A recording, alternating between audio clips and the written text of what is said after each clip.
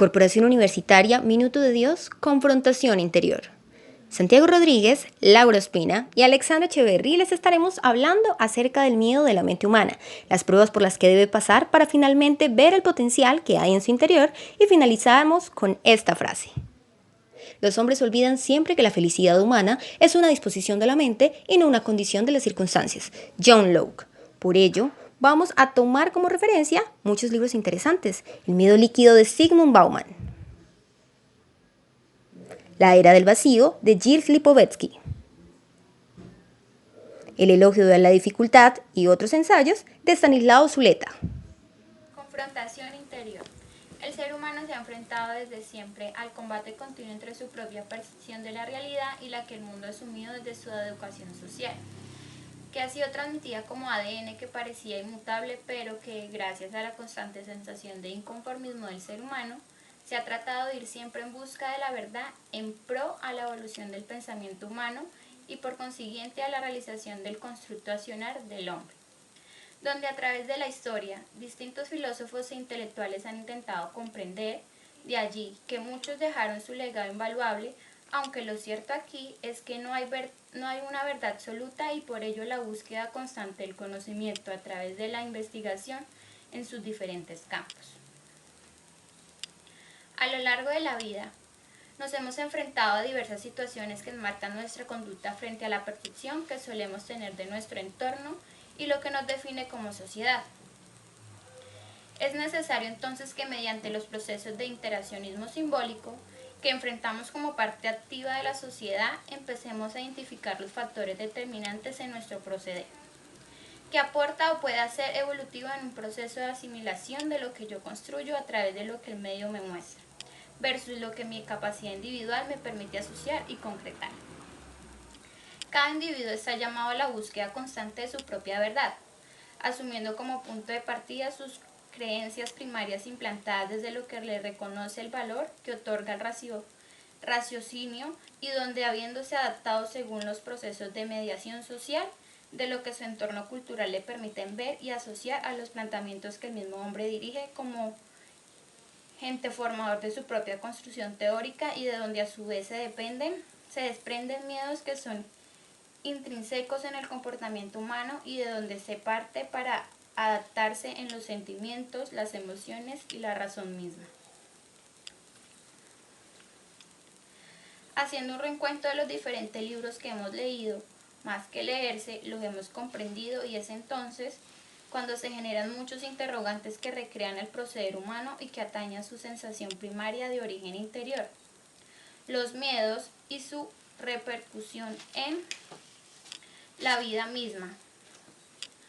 así como nuestra posición fluctuante frente a ello y que nos han llevado a tomar muchas de las decisiones que hoy en día nos hacen acreedores a muchas situaciones que vivimos, bien sea en la limitación o la superación. En un congreso de premiación de la Universidad del Valle, donde en honor a Stanislao Zuleta en 1980, él mismo mencionaba que el problema humano no está tanto en las metas que nos proponemos o en la frustración que nos producen, sino en la forma de desear. Lo que sin lugar a dudas nos hace pensar en la relación que puede tener con el fin justifica los medios, o simplemente en esperar que todo nos llegue del cielo. Es como habitual en un porcentaje de la población actual, pues se ha perdido la pasión por la búsqueda de la felicidad misma, trascendiendo fronteras, acciones, pensamientos, maneras de comenzar a proyectarnos a nosotros mismos.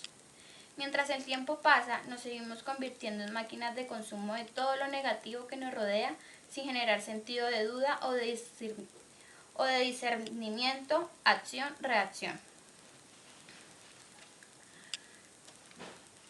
Ahora existen interrogantes que nos hacemos para referirnos a la capacidad o incapacidad de resolverlos, según desde donde se observe el panorama. Por ello, ¿qué tan capaz es el ser humano de asociar sus temores ocultos a la falta de oportunidades que le niega su entorno? ¿Cuál es su percepción frente a los cambios fuertes? ¿Estaremos dispuestos a cambiar nuestra mentalidad conformista para afrontar un presente y por consiguiente un futuro agreste? Todos estos interrogantes tienen maneras diferentes de asumirse según el grado de autorregulación de cada individuo y es lo que hace la diferencia entre quienes suelen aceptar las cosas como vienen o como quienes pueden cambiar su realidad. Todos esos planteamientos nos hacen pensar en la variedad de opciones que tenemos para moldear nuestro aquí y ahora, a construir el cambio en la percepción de otros, pues vivimos en un mundo que es competitivo por naturaleza. Por tanto, por la subsistencia de la vida y hasta las ideas de las teorías mismas, pues siempre hay alguien que pone en duda lo que ya se ha planteado y de eso se trata, de innovar siempre con bases sólidas que contribuyan a la sociedad y su progreso. Siempre que el miedo a intentarlo no se oponga para hacerse presente. Por ello, Bauman 2006, miedo es el nombre que damos a nuestra incertidumbre, a nuestra ignorancia con respecto a la amenaza y a lo que no se puede hacer para detenerla o para combatirla.